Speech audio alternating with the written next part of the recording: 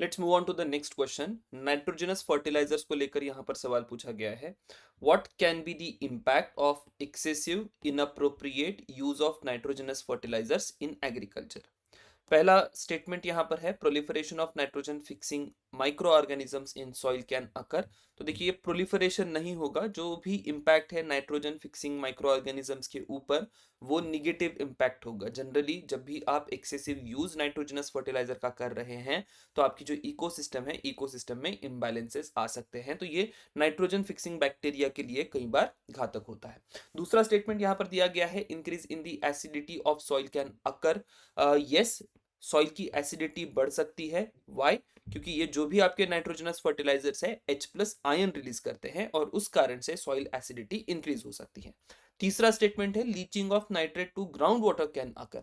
Yes, leaching भी हो सकती है, क्योंकि कई बार होता ही है कि हम लोग एक्सेस यूज कर रहे हैं, जिस मात्रा में हमने नाइट्रोजनस फर्टिलाइजर्स वहां पर यूज करे हैं या अप्लाई करे हैं, उस हिसाब से टेकअप नहीं है प्लांट्स के द्वारा। और अगर टेकअप नहीं होगा प्लांट्स के द्वारा तो होगा ये कि एक्सेसिव फर्टिलाइजर जो है वो इरिगेशन के पानी के साथ आपके ग्राउंड वाटर तक पहुंच जाएगा। तो दो स्टेटमेंट्स यहाँ पर करेक्ट है।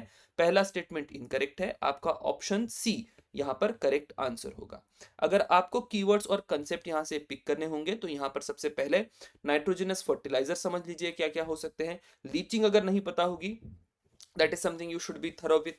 then we have nitrate pollution, जिसके ऊपर अगले सवाल हो सकते हैं और उसी को लेके ज्यादातर हम लोग कंटेंट डेवलपमेंट यहाँ पर करेंगे। और एक कीवर्ड एक और निकल कर आता है, that is nitrogen fixing bacteria, but I really do not think कि नाइट्रोजन फिक्सिंग बैक्टीरिया को हम लोग यहाँ पर टच करें। ऑलरेडी एक बार टच कर चुके हैं या स्टैटिक में भी आप उसको टच करते हैं, तो मैं उसमें बहुत ज्यादा डिटेल में नहीं जाऊंगा। My major focus in this particular part is going to be nitrate as a pollutant. सबसे पहले बात करते हैं लीचिंग की। अगर आपको लीचिंग नहीं पता होगी, एक बड़ी ही सिंपल फिनोमिना होती है। आपका जो सरफेस है, सॉइल है, सॉइल जब भी पानी के कांटेक्ट में आती है तो सॉइल में दो तरीके के कंपोनेंट्स होते हैं। एक जो पानी के साथ डिसॉल्व होंगे, दूसरे पानी के साथ डिसॉल्व नहीं होंगे।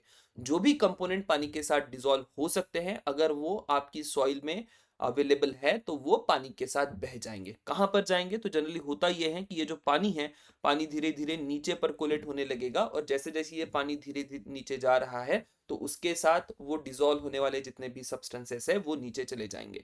एक तो निचले सॉइल के लेयर्स में जाकर डिपॉजिट होंगे, या यहाँ पर अगर ग्राउंड वाटर के कोई रिजर्वायर्स है तो वो ग्राउंड वाटर तक भी पहुंच जाएंगे। कई बार एग्रीकल्चर एक्टिविटीज में से होता यह है कि एक्सेसिव फर्टिलाइजर या पेस्टिसाइड, हर्बिसाइड, इन सब के इस्तेमाल से ये सारे ही सब्सटेंसेस पानी के साथ डिसॉल्व होके आपके ग्राउंड वाटर में पहुंच जाएंगे और ग्राउंड वाटर का पोल्यूशन करते हैं। ये एग्जैक्ट फिनोमिना आप नाइट्रेट के केस में भी देखेंगे। जो भी यूरिया का इस्तेमाल होता है, यूरिया वो ग्राउंड वाटर तक पहुंच जाता है, नाइट्रेट का पोल्यूशन आपको उससे होते हुए दिखाई देता है। So that is about leaching. अब ये लीचिंग सिर्फ और सिर्फ यहाँ पर पोल्यूशन के कंटेक्स्ट में यूज नहीं होगी। लीचिंग इन जनरल सॉइल्स में भी आप देखेंगे। लैटेरिटिक सॉइल या लैटेराइट जिसको कहा जाता है, या रेड सॉइल जो होती है, ये लीचिंग की फिनोमिना या लीचिंग की प्रोसेस से ही आपको बनते हुए दिखाई देगी। Next we will move on to this explanation वाला पार्ट। ऑलरेडी मैं एक्सप्लेनेशन प्रोवाइड कर चुका हूं, तो I am not going into this particular explanation section. I directly jump on to value addition. Value addition में नाइट्रोजनस फर्टिलाइजर्स क्या क्या हो सकते हैं वो मैंने यहाँ पर लिखे हैं। सबसे पहले अमोनियम बेस्ड फर्टिलाइजर्स है, इसमें अमोनियम सल्फेट, अमोनियम नाइट्रेट आपको ध्यान में रखने होंगे। नाइट्रेट बेस्ड फर्टिलाइजर्स भी होते हैं, उसमें आप देखिएगा सोडियम नाइट्रेट या कैल्शियम नाइट्रेट जैसे फर्टिलाइजर्स आएंगे। अमाइड बेस्ड फर्टिलाइजर्स की अगर बात करें तो urea is a amide based fertilizer. ठीक है, अब उसमें मैं एक्सप्लेनेशन भी यहाँ पर प्रोवाइड कर रहा हूँ, लेकिन I really do not think कि एक्सप्लेनेशन के ऊपर इन डेप्थ इतना सवाल आएगा। एक बार पढ़ लीजिएगा and that should be sufficient. I really do not think कि इसको बहुत ज्यादा ध्यान में रखने की जरूरत है, but still let's have it in this notes वाला पार्ट। बात करते हैं नाइट्रेट की। अब ये नाइट्रेट क्या होता है? नाइट्रेट एक इनऑर्गेनिक कंपाउंड है, NO3 उसका फॉर्मूला है। एक नाइट्रोजन का एटम होता है और 3 ऑक्सीजन के एटम्स होते हैं। ये converts it gets converted into nitrite through reduction process, और ये नाइट्राइट जो होगा ये आपकी हेल्थ के लिए रिस्क पजेस करता है। नेक्स्ट, हेल्थ रिस्क क्या क्या हो सकती है वो समझ लीजिए। हीमोग्लोबिन का कन्वर्जन हो जाएगा नाइट्रेट के पोल्यूशन के कारण आपके बॉडी में मिथेमोग्लोबिन के एंजाइम या मिथेमोग्लोबिन सब्सटेंस में। अब उससे होता यह है कि ये आपके ऑक्सीजन ट्रांसपोर्ट को अफेक्ट करेगा, और जैसे ही आपका ऑक्सीजन ट्रांसपोर्ट अफेक्ट होगा तो आपके बॉडी के वेरियस पार्ट्स जो है वहां तक ऑक्सीजन का सप्लाई सही से नहीं होगा। अगर ऑक्सीजन का सप्लाई सही से नहीं होगा तो वो सारे ही पार्ट ब्लूइश कलर के आपको दिखाई देंगे, और फिर वहीं से अगला एक वर्ड आपको यहाँ पर आते हुए दिखाई देता है, that is blue baby syndrome. Blue baby syndrome या मिथेमोग्लोबिनिया उसको कहा जाता है। ये आपको टर्म्स ध्यान में रखनी है। नाइट्रोजनस फर्टिलाइजर के कारण पिछले 50 सालों में बड़े पैमाने पर नाइट्राइट का लीचिंग हुआ है ग्राउंड वाटर तक, और दुनिया के कई सारे हिस्से में नाइट्रेट का लेवल जो है बड़े पैमाने पर इंक्रीज हो चुका है, जिस कारण से ब्लू बेबी सिंड्रोम कई सारे इलाकों में देखा गया है। अब ये तो रहा नाइट्रेट के बारे में। Moving on to the next part, current affairs में इसको लेकर क्या पूछा गया है या क्या चर्चा चल रही है।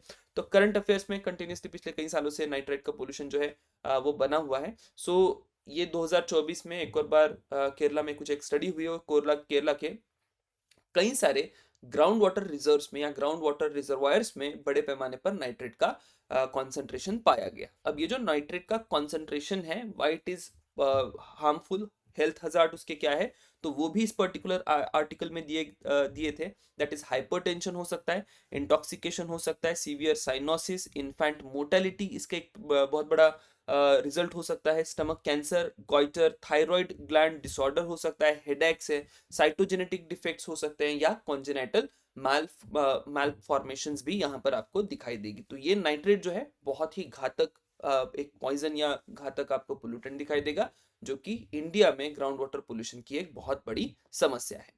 बात करते हैं क्या सिमिलर टाइप ऑफ PYQs पूछे गए हैं। तो ऑलरेडी वी नो कि ये पर्टिकुलर क्वेश्चन जो है ये पूछा गया था, और इसके पहले भी हम लोग इसको टच कर चुके हैं कि ये नीम कोटेड यूरिया क्यों इस्तेमाल करा जाता है, ताकि जो लीचिंग है नाइट्रेट का वो कम हो जाए, या नाइट्रोजनस फर्टिलाइजर जो होते हैं उनके हार्मफुल इफेक्ट हम कहीं कम करें। अब नीम कोटेड यूरिया एक ऑप्शन है, पिछले 2-3 सालों में नया ऑप्शन आ चुका है, दैट इज नैनो यूरिया। ठीक है, तो नैनो यूरिया को लेके भी इस प्रकार का सवाल एक्सपेक्टेड है। So that is all about this question. Will see you in next question. Thank you everyone.